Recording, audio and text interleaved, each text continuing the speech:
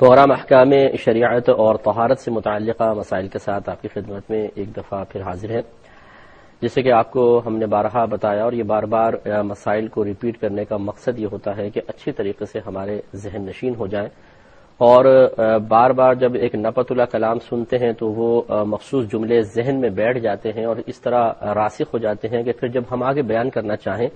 تو ان جملوں کی پوری ایک تصویر ذہن میں ہوتی ہے اور بآسانی ہم بھی پھر نپتلے الفاظ میں کسی کو کوئی مسئلہ سمجھا سکتے ہیں. اور اس قرب قیامت کے وقت اگر یہ سعادت حاصل ہو جائے کہ ہم دینی مسائل قرآن اور حدیث کا نچوڑ کسی کو بتانے میں کامیاب ہوں، اس سے بڑھ کر کوئی سعادت نہیں ہے. یہ بہت بڑی سعادت ہے، بہت بڑا ایک اللہ تبارک و تعالیٰ کی طرف سے انعام ہے، کیونکہ اللہ تعالیٰ نے کم و بیش 1,24,000 انبیاء علیہم السلام کو دنیا میں اسی لیے بھیجا کہ وہ لوگوں کی ظاہری باطنی اصلاح کریں، انہیں احکام خداوندی سکھائیں اور اس پہ عمل کرنے کی ترغیب دیں، ان کے لیے عمل کو آسان بنائیں. تو ہمیں بھی یہی کوشش کرنی چاہیے کہ ہم جب کوئی پروگرام دیکھتے ہیں تو صرف سن کر وقتی طور پہ اس سے حفظ نفس حاصل کرنا، ایک مزہ حاصل کرنا، اپنے قلب کی وقتی کیفیت کی تبدیلی کو کافی سمجھنا، یہ مناسب نہیں ہے. بلکہ طریقہ کار یہ ہونا چاہیے کہ ہم غور سے سنیں اور سن کر جو کچھ ہم نے سیکھا اس کو اچھی طرح سمجھ کر محفوظ کریں، ذہن میں محفوظ کر لیں اگر آپ کا حافظہ اچھا ہے، یا لکھ کر محفوظ کر لیں یا آواز کو ریکارڈ کر لیں مثال کے طور پر، اور پھر اس کو اچھی طرح یاد کر کے کسی کے سامنے بیان کر لیں. اگر ایک دفعہ آپ بیان کر لیں گے تو کافی عرصے تک چیز پھر ذہن میں رہتی ہے، اور بیان کرتے ہوئے پھر انسان چونکہ بہت ہی احتیاط کے ساتھ بیان کرتا ہے، ذہن پر زور دیتا ہے اور تمام چیزوں کو مجتمع کرنے کی کوشش کرتا ہے، تو یہ کوشش مزید مسائل کو اس کے ذہن میں پختہ کر دیتی ہے اور بہت دیر تک روکنے کا سبب بن جاتی ہے. تو بہرحال ہم نے آپ کو بتایا تھا کہ پانی کی طہارت کے اعتبار سے 3 قسمیں ہوتی ہیں. ایک تو جاری پانی کہلاتا ہے. یہ جاری پانی یعنی اس میں اگر تنکا ڈالیں تو تنکے کو بہا کر لے جائے، یہ اس وقت تک ناپاک نہیں ہوتا جب تک اس کا نجاست کی بنا پر رنگ، بو یا مزہ تبدیل نہ ہو جائے. دوسرا ٹھہرا ہوا پانی ہوتا ہے جو جاری پانی کے حکم میں ہے. اس کی پانی کی مقدار کا اندازہ کرنا اس طرح سے فقہا نے مقرر کیا ہے یا اندازہ لگایا ہے کہ اگر اس کی لمبائی چوڑائی کو ضرب کیا جائے تو 225 فٹ جواب آ جائے تو سمجھ لیجئے کہ یہ کثیر پانی ہے، یا اس کو بڑا حوض کہتے ہیں، اور اس کا وہی حکم ہے جو جاری پانی کا ہے. یعنی اگر اس میں نجاست گر بھی گئی تو یہ فوراً ناپاک نہیں ہوگا جب تک کہ نجاست کا رنگ، بو یا مزہ ظاہر نہ ہو جائے. اور تیسرا چھوٹا حوض کہلاتا ہے یا قلیل پانی کہلاتا ہے. وہ پانی ہوتا ہے جو ٹھہرا ہوا ہو اور اس ٹھہرے ہوئے پانی کی مقدار سے کم ہو جس کا حکم جاری پانی والا تھا، یعنی جس کو ہم دہ کہتے ہیں، یا جیسے بھی میں نے بتایا کہ 225 فٹ حاصل ضرب آ جائے، اتنا لمبائی چوڑائی کا حامل جو پانی نہ ہو وہ پھر چھوٹے حوض کے حکم میں ہوتا ہے یا قلیل پانی کہلاتا ہے. جیسے بالٹی میں ہے، ٹب میں ہے، انڈر گراؤنڈ ٹینک ہے لیکن چھوٹا ہے، اوور ہیڈ ٹینک ہے لیکن چھوٹا ہے، ان سب کا پانی قلیل کہلاتا ہے. اور اس کا حکم شرعی یہ ہوتا ہے کہ اگر اس میں ایک قطرہ بھی نجاست گر جائے، چاہے رنگ، بو، مزہ ظاہر ہو یا نہ ہو، یہ کل کا کل ناپاک ہو جائے گا. دوسرا ہم نے آپ کو بتایا تھا ایک مستعمل پانی کا تصور آپ کو بتایا تھا کہ مستعمل پانی وہ ہے کہ جس سے آپ ایسی نجاست تو دور کر سکتے ہیں جس کو دیکھا جا سکے، چھوا جا سکے، جس کی کوئی اپنی اسمیل وغیرہ ہو، جس کو نجاست حقیقیہ بھی کہتے ہیں جیسے کہ پیشاب وغیرہ. تو اگر یہ نجاست حقیقیہ بدن پر، کپڑے پر، کسی اور جگہ لگی ہے تو ہم اس مستعمل پانی سے نجاست حقیقیہ کو دور کر سکتے ہیں. لیکن ایک دوسری نجاست ہوتی ہے جس کو نجاست حکمیہ کہتے ہیں، یعنی شریعت اس کو نجاست کا اس پر حکم لگاتی ہے یا اس کو نجاست قرار دیتی ہے، لیکن وہ ایسی نجاست ہے کہ نہ ہم اس کو دیکھ سکتے ہیں، نہ اس کو چھو سکتے ہیں، نہ کوئی اس کی اپنی اسمیل ہوتی ہے. جیسے بے وضو ہونا، حالت جنابت میں ہونا، یا حالت حیض و نفاس میں ہونا، کہ یہ ایسی نجاستیں ہیں کہ شریعت ان کو ناپاکی تو کہہ رہی ہے. یہی وجہ ہے کہ ہم اس حالت میں، یعنی بے وضو حالت میں، جنابت کی حالت میں، حیض و نفاس کی حالت میں نماز نہیں پڑھ سکتے ہیں. اس کا مطلب ہے کہ ہم پر کوئی نجاست طاری ہے. تو یہ ایسی نجاستیں ہیں کہ نجاست تو شریعت نے قرار دیا لیکن آپ نہ اس نجاست کو ظاہری آنکھوں سے دیکھ سکتے ہیں، نہ چھو سکتے ہیں، نہ کوئی اس کی اپنی اسمیل وغیرہ ہے، تو اس کو نجاست حکمیہ کہتے ہیں. تو یہ مستعمل پانی ہوتا ہے، اور مستعمل عربی کے لفظ کا معنی ہے استعمال کیا ہوا، یعنی استعمال شدہ پانی سے نجاست حکمیہ دور نہیں کر سکتے ہیں. مستعمل پانی کسے کہتے ہیں عرض کرتا ہوں، لیکن ایک کال لینے کے تو مستعمل پانی کے بارے میں عرض کر رہا تھا، پھر انشاءاللہ جوابات کی طرف آئیں گے کہ مستعمل پانی شرعاً وہ پانی ہوتا ہے. پہلے ایک بات سمجھ لیجئے کہ آپ مثال کے طور پہ اگر ہم بے وضو ہیں تو میں نے آپ کو بتایا کہ ظاہراً تو ہمارے بدن پہ کوئی نجاست نہیں ہوتی، لیکن شریعت ہمیں حکم دے رہی ہے کہ پہلے وضو کرو پھر اس کے بعد نماز پڑھو۔ اس کا مطلب یہ ہوا کہ بے وضو حالت کی صورت میں ایک ایسی نجاست ہم پر طاری ہو جاتی ہے جو نظر تو نہیں آتی، لیکن اس حالت میں اگر ہم نماز پڑھیں گے تو وہ نجاست اس نماز کی درست ادائیگی کی راہ میں رکاوٹ ہوگی۔ اب اگر اس نجاست کو دور کریں گے، جو پانی اس نجاست کو دور کرنے کے لیے استعمال ہوگا، یقیناً اس پانی میں اس نجاست کی ملاوٹ بھی ہوگی۔ تو اگر کوئی وضو کرتا ہے تو جو وضو کے قطرات گرتے ہیں، وضو کا پانی گرتا ہے، یہ نجاست حکمیہ کو لے کے گر رہا ہوتا ہے۔ اسی طرح حالت جب جنابت ہوتی ہے، جنابت میں انسان غسل کرتا ہے تو جو پانی زمین پہ گر رہا ہوتا ہے وہ بھی وہی پانی ہوتا ہے جو گناہوں کی آلودگی کو لے کر نکل رہا ہے۔ لیکن حیض و نفاس کی حالت ایک ایسی ہوتی ہے کہ جب تک پیریڈز مثلا چل رہے ہیں یا کوئی بہن نفاس میں ہے، بچہ پیدا ہونے کے بعد جو بلیڈنگ ہوتی ہے اس کو نفاس کہا جاتا ہے، اس حالت میں اگر کوئی بہن ہے اور وہ بالفرض ابھی حیض چل رہا اور غسل کر لیتی ہیں تو غسل کرنا منع نہیں ہے، لیکن اب ان کے بدن پر جو طاری نجاست ہے وہ ابھی اس پانی سے اترے گی نہیں۔ یہی وجہ ہے کہ اگر کوئی حائضہ غسل کر بھی لیں تو ہم اس کو پاکی کا حکم نہیں دیں گے جب تک کہ حیض جاری ہے۔ تو معلوم یہ ہوا کہ پھر یہ نجاست حکمیہ بھی دو طرح کی ہوئی۔ ایک نجاست حکمیہ تو ایسی ہے کہ اگر پانی استعمال کریں تو وہ پانی اپنے ساتھ اس نجاست حکمیہ کو لے کر گرتا ہے، اور ایک نجاست حکمیہ ایسی ہے کہ پانی استعمال کریں تب بھی وہ نجاست ختم نہیں ہوتی ہے، جیسے حیض و نفاس جب تک جاری رہیں اس دوران استعمال شدہ پانی کہ جو مطلب ہم نے ویسی مطلب ہاتھ وغیرہ دھو لیے یا وضو بھی کر لیا، مثال کے طور پہ کسی بہن نے غسل بھی کر لیا، لیکن وہ نجاست دور نہیں ہوگی۔ تو پہلی بات تو یہ کہ اگر کوئی پانی نجاست حکمیہ کو لے کر گر رہا ہے، یعنی ہم نے وضو کیا یا غسل کیا ہے جنابت کی حالت میں، تو یہ پانی مستعمل کہلاتا ہے۔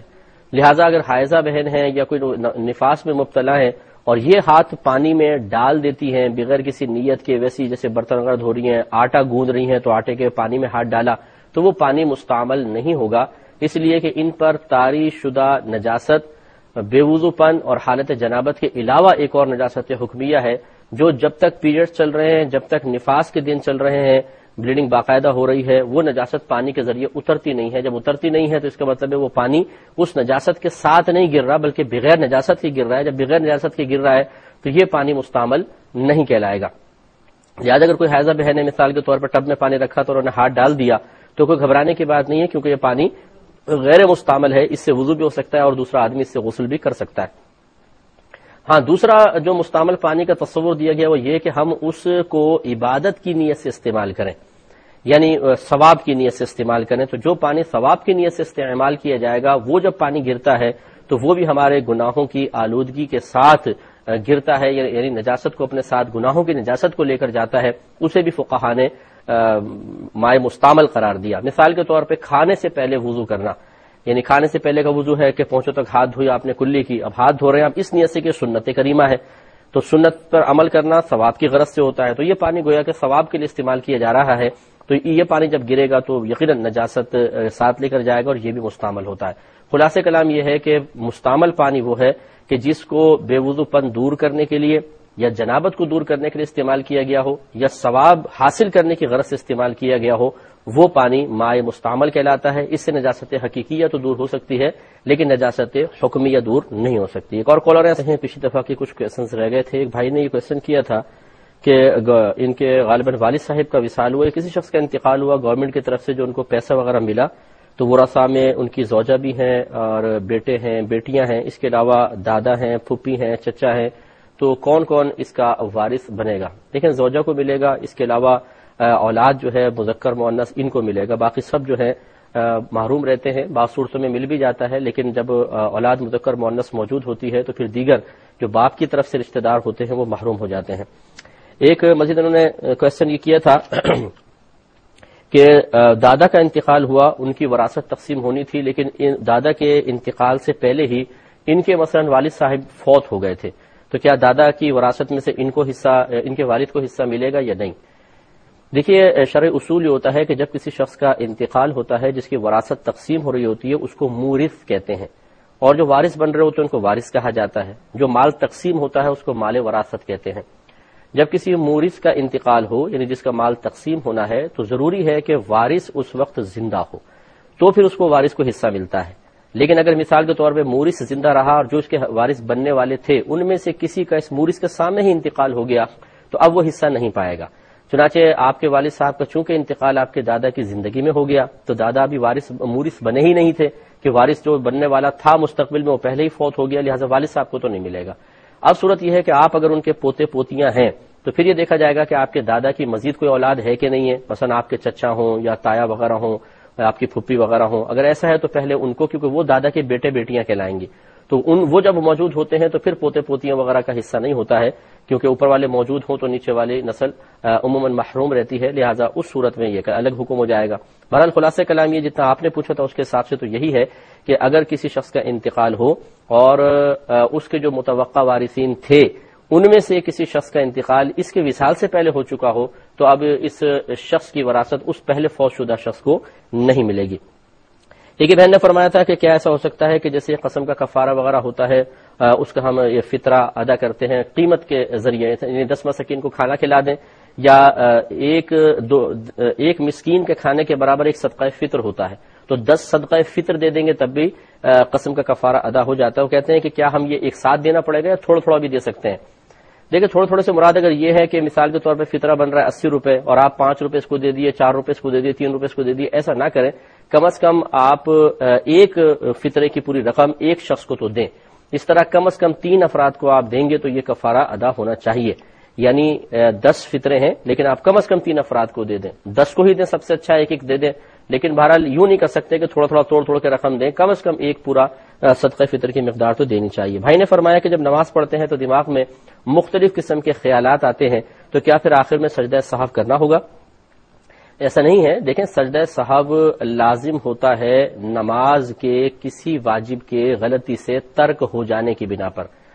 نماز میں جو چیزیں واجب ہیں کم از کم تقریباً 49 قسم کے واجبات ہوتے ہیں، 49 واجبات ہوتے ہیں، ان میں سے کوئی ایک ترک ہو جاتا ہے تو آخر میں اس ترک کی وجہ سے جو نماز میں کمی پیدا ہوتی ہے، اس کمی کو پورا کرنے کے لیے شریعت نے ہمیں ایک طریقہ بتایا ہے کہ آخر میں سجدہ سہو کریں، تو سجدہ سہو کرنا ہوگا۔ لیکن یہ جو خیالات کا آنا ہے یہ نماز کے، ایسا نہیں ہے کہ نماز کے واجبات میں سے ہو کہ خیالات کو دور کریں، اگر خیالات کو دور نہیں کیا اور کوئی خیال ذہن میں آ گیا تو گویا کہ ترک واجب ہو گیا، اس پہ سجدہ سہو ہے، ایسا نہیں ہے۔ خلاصہ کلام یہ کہ آپ کو اس پہ سجدہ سہو نہیں کرنا ہے، ہاں یہ ضرور ہے کہ آنے والے خیالات کو روکنا ہے، توجہ مکمل طور پر اللہ تبارک و تعالی یا امور آخرت میں سے جن چیزوں کا تعلق آخرت سے ہے ان میں سے کسی ایک کی طرف متوجہ ہونا ضروری ہے، چاہے وہ قیامت ہو، چاہے وہ پل صراط ہو، قبر ہو، جنت ہو، دوزخ ہو، اللہ تبارک و تعالیٰ کی ذات و صفات پر غور و تفکر ہو، یا اللہ تعالیٰ کے عذاب کا خوف دل میں رکھ کے نماز پڑھیں، یہ سب کا سب خشوع و خضوع کے تحت ہی آتا ہے اور محمود ہے۔ یہ بھائی نے ابھی کال کی تھی، یہ کہتے ہیں کہ ہم انڈیا میں ہیں اور کون سا ترجمہ اور تفسیر پڑھیں؟ دیکھیں انڈیا پاکستان کا مسئلہ نہیں ہے، آپ کوئی بھی ایسی عام فہم سے تفسیر لیں جس کو سمجھنا آپ کے لیے آسان ہو، جیسے میں نے مطالعہ کیا ہے خزائن العرفان، نعیم الدین مراد آبادی صاحب رحمۃ اللہ علیہ کی ہے، آپ کے انڈیا کے ہی ہیں نعیم الدین مراد آبادی صاحب رحمۃ اللہ علیہ، ان کی خزائن العرفان لے لیں، اس میں ترجمہ قرآن بھی آپ کو مل جائے گا، آپ جا کے بس یہ کہیں کسی مکتبے پہ جی ہمیں تفسیر خزائن العرفان دے دیں۔ میں اکثر اس کا نام اس لیے لیتا ہوں کہ اس کا حاشیہ یعنی جو یہ تفسیر اس میں لکھی ہے وہ بہت ہی مختصر اور نپی تلی سی ہے، ایک عام شخص جب اس کو پڑھتا ہے عوام الناس میں سے تو قرآن فہمی بھی اس کی بڑھتی ہے اور اس کا مطالعہ نفس پہ گرا بھی نہیں گزرتا، ورنہ اور بھی بہترین تفسیر موجود ہیں جن میں بڑی تفصیل کے ساتھ کلام ہوا ہے، لیکن عموماً ایسے ہی دیکھا گیا ہے کہ طبیعتیں کوفت کا شکار ہو جاتی ہیں، ہر شخص لمبی تفصیل کا متحمل نہیں ہوتا ہے، نتیجہ نکلتا ہے کہ 1-2 دن تو مطالعہ بڑی دلچسپی کے ساتھ ہوتا ہے اور پھر آہستہ آہستہ بے رغبتی پیدا ہونا شروع ہو جاتی ہے، اس لیے ایسی چیز کا ہی انتخاب کرنا چاہیے کہ جو سہل ہو، آسان ہو۔ ہاں اگر آپ اپنے نفس پہ بہت اچھے غالب ہیں اور پھر آپ یہ چاہتے ہیں کہ نہیں میں اتنی مختصر نہیں تفصیلی تفسیر پڑھوں تو وہ ایک الگ مسئلہ ہے، لیکن ہمارا مشورہ فی الحال ابتداءً یہی ہوگا ہر ایک کے لیے کہ خزائن العرفان لے لیں تو بہت ہی بہتر ہے۔ انہوں نے فرمایا کہ مصلی جو ہے اس کو کہاں دھوئیں، اس کا پانی دھو کر کیا ہم ادھر ادھر ڈال سکتے ہیں، کسی گملے وغیرہ میں ڈال لیں مثلا؟ تو دیکھیں جائے نماز ضرور ایک اس اعتبار سے مطلب قابل احترام چیز ہوتی ہے کہ ہم اس پر نماز کو ادا کرتے ہیں، لیکن ایسا نہیں ہے کہ وہ اتنا مقدس ہو گیا کہ اگر آپ اس کو دھو کر اس کا پانی نالی میں بہا دیں گے تو آپ گناہ گار ہوں گے۔ بعض چیزیں ادب کے خلاف ضرور کہلاتی ہیں عرفاً یا عقلاً، لیکن وہ گناہ کے زمرے میں نہیں آتی ہیں، جیسے کعبۃ اللہ کو پیٹ کر دینا، کعبۃ اللہ کو پیٹ کرنا یقینی سی بات ہے کہ ہم کہیں گے یار اچھا نہیں ہے، ادب نہیں ہے، لیکن کیا اس سے گناہ گار ہوں گے؟ بالکل بھی نہیں ہوں گے، جو لوگ طواف کے لیے جاتے ہیں جب باہر نکلنے لگتے ہیں تو عین کعبے کی عمارت کو پیٹ ہو رہی ہوتی ہے. اگر کعبے کو پیٹ کرنا گناہ ہوتا تو اس کا مطلب لاکھوں لوگ گناہ گار ہوتے، لیکن ایسا نہیں ہے. تو اس لیے یہ بھی اسی طرح کا معاملہ ہے. اگر جائے نماز کو آپ دھو کر پانی کسی گارڈن میں کیاری وغیرہ میں ڈال سکتے ہیں، بہت اچھی بات ہے، لیکن کوئی شریعت کی طرف سے مطالبہ نہیں ہے کہ آپ بڑا تکلف کریں کہ پہلے بڑی احتیاط سے اس کو ٹب میں دھوئیں یا بالٹی میں، پھر وہ بالٹی اٹھا کر آپ لے کر جائیں، بڑی احتیاط سے پانی گرائیں کہ ذرا ایک قطرہ بھی باہر گر گیا تو ہماری گرفت نہ ہو جائے. اس قسم کی بیجا پابندیاں اور اضافی قیودات شریعت نے نہیں لگائیں. اگر آپ اپنے لیے لگانا چاہیں تو آپ کی مرضی ہے، لیکن اس قسم کی قیودات سے ہم نے دیکھا ہے کہ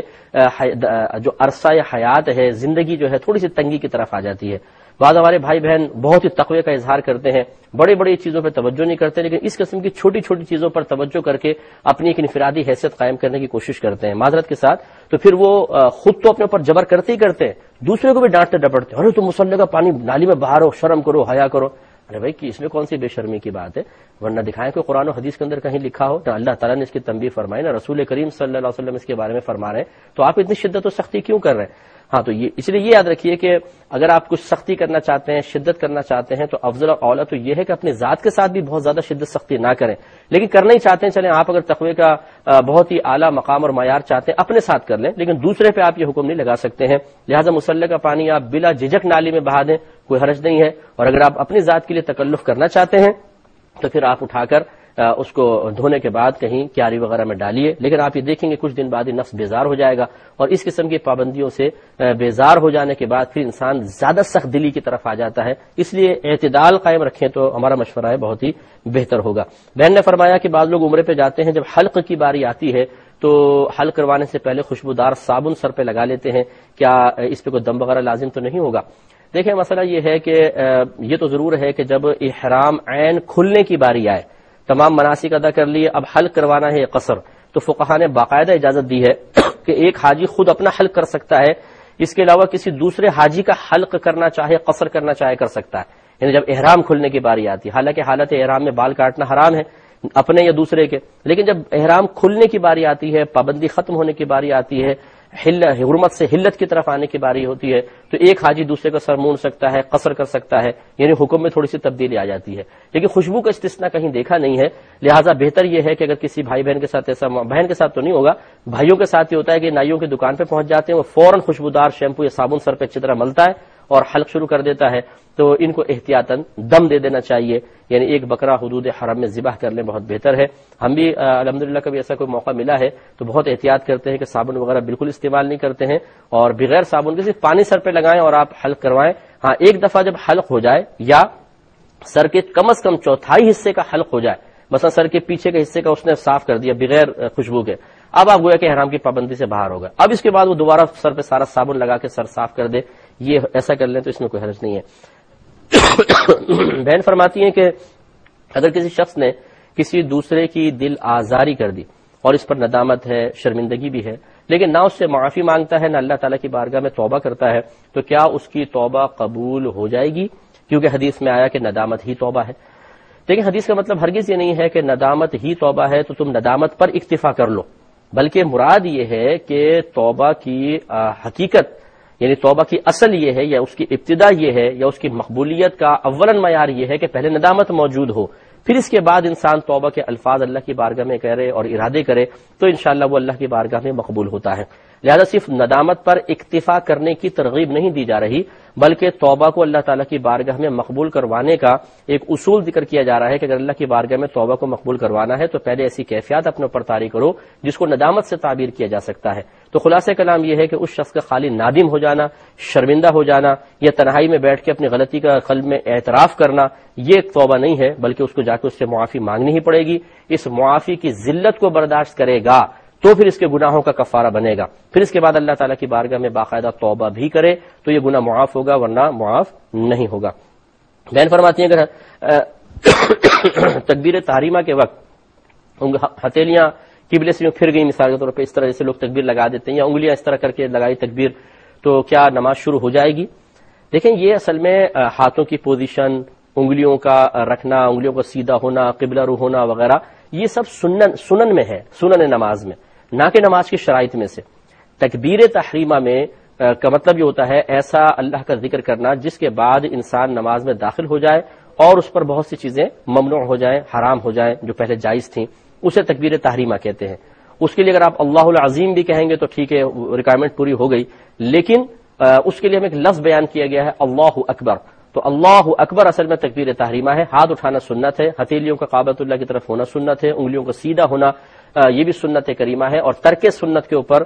کوئی نہ تو سرد صاحب ہوتا ہے اور نہ اس سے نماز کی صحت پر کوئی فرق پڑتا ہے۔ نماز بالکل اسٹارٹ ہو جائے گی، اس کا آغاز ہو جائے گا۔ میں نے فرمایا بعض اوقات گدا چھت پر جیسے ڈال دیا گیا، ایک دو دن پڑا رہا، اس پہ گرد و غبار جم گیا، تو کیا اس گرد و غبار سے تیمم کر سکتے ہیں؟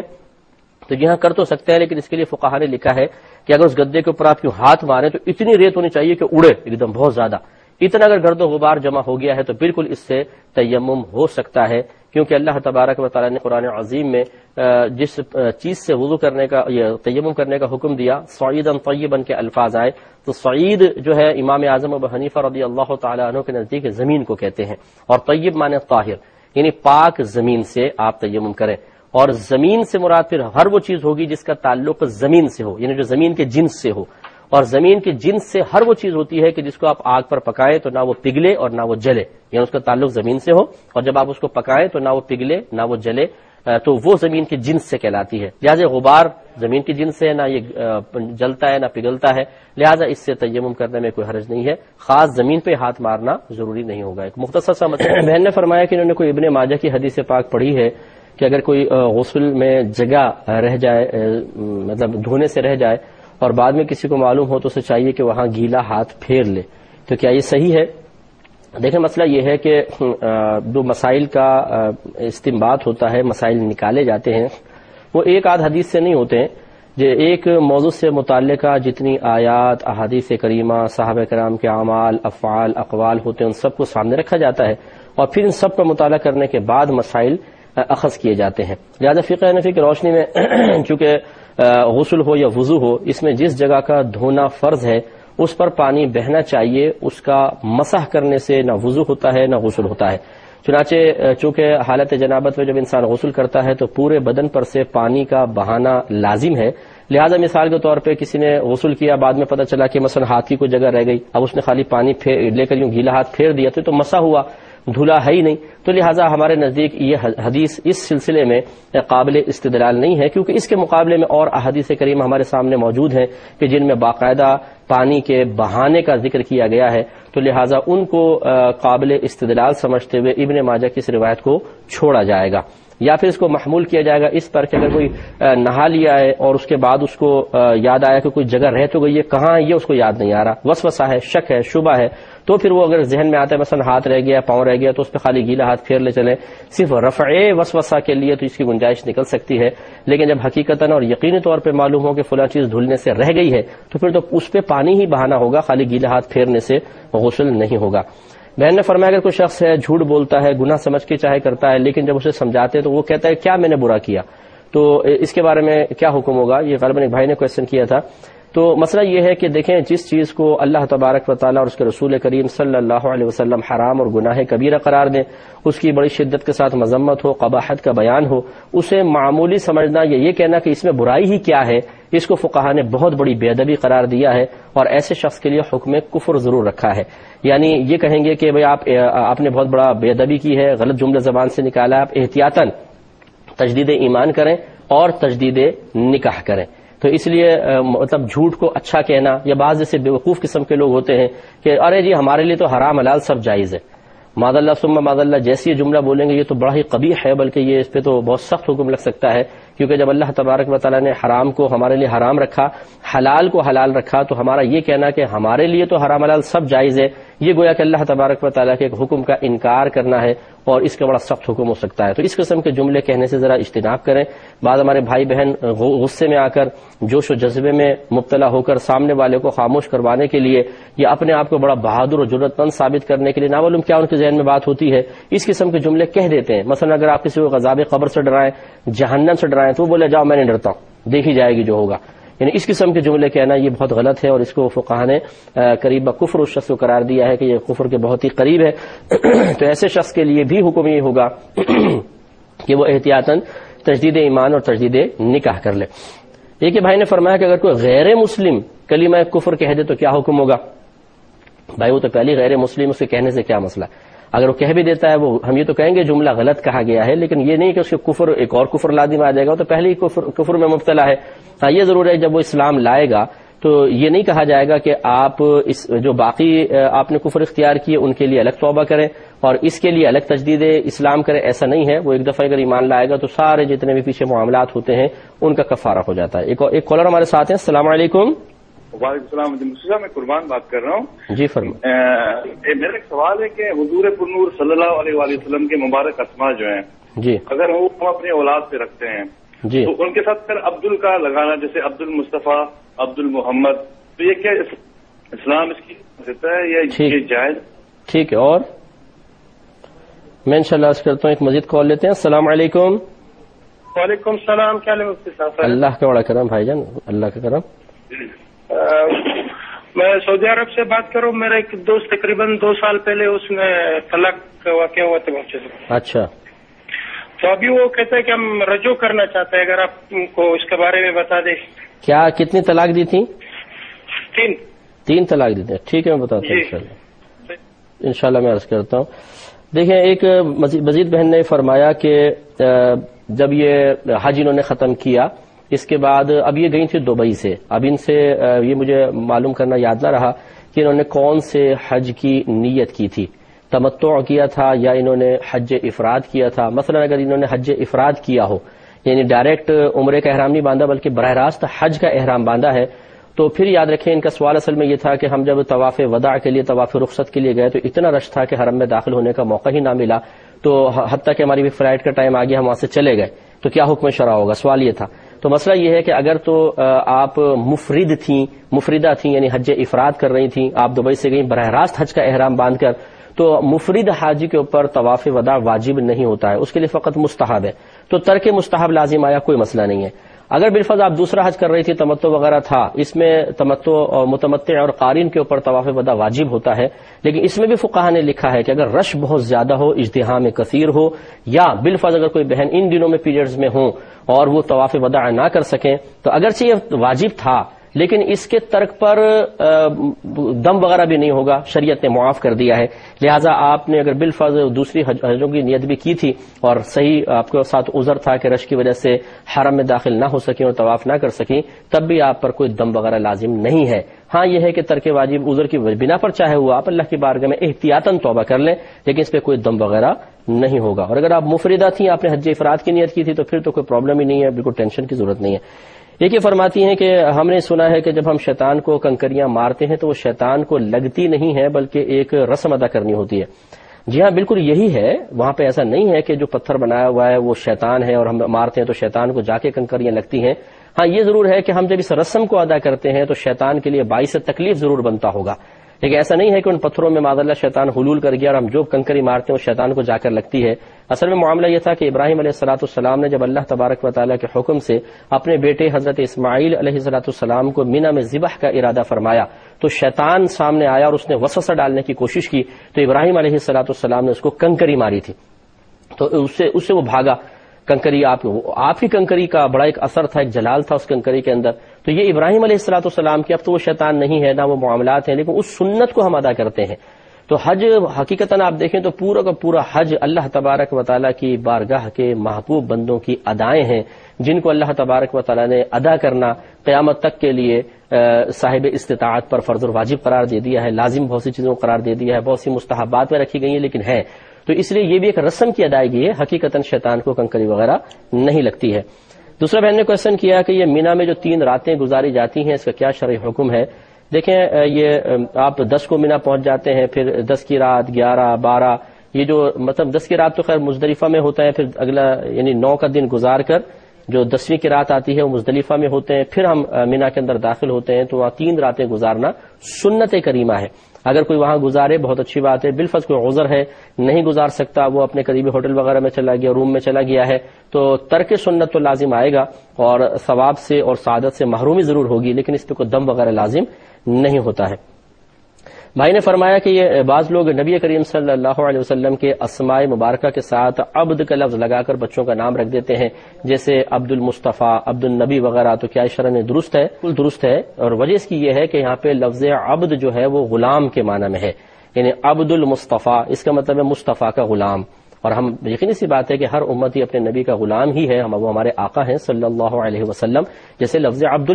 عبداللہ بھی نام رکھتے ہیں تو عبداللہ اللہ کا بندہ، وہاں بندہ والا معنی لے لیتے ہیں، تو ایک لفظ کئی معانی میں استعمال ہوتا ہے، یہ نہیں ہے کہ ایک لفظ کسی جگہ ایک معنی میں استعمال ہو رہا ہو تو دوسرے جگہ پر ہم اس لیے استعمال نہ کریں کہ وہ والا معنی یہاں پر بھی مراد ہوگا، ضروری نہیں کہ یہاں مراد ہو بلکہ یہاں کوئی اور معنی بھی ہو سکتا ہے۔ قرآن عظیم میں بھی اللہ تبارک و تعالیٰ نے ایک لفظ کو کئی معانی میں استعمال کیا ہے، تو اس لیے اگر کوئی عبد المصطفیٰ نام رکھتا ہے اور قصد و ارادہ لفظ عبد سے غلام کا ہے، نہ یہ کہ بندہ ہونے کا، جیسے ہم اللہ کے بندے ہیں بندگی اختیار کرتے ہیں، یہ والا قصد و ارادہ نہیں ہے، تو بالکل جائز ہے، اس میں شرعاً کوئی حرج نہیں ہے۔